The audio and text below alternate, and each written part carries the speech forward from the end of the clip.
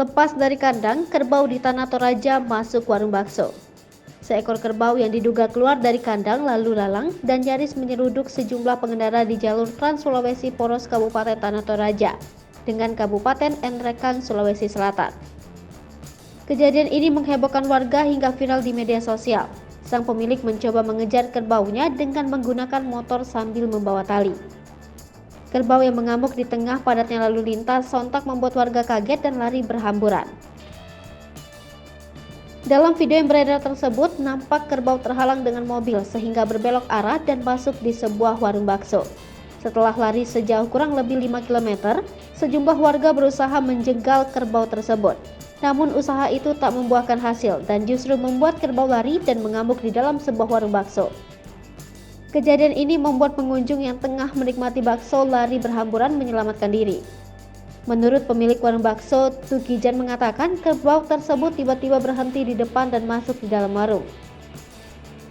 Lanjut Tukijan, saat kerbau masuk ke dalam warungnya sempat menyeruduk meja membuat warga yang pesan bakso terdorong.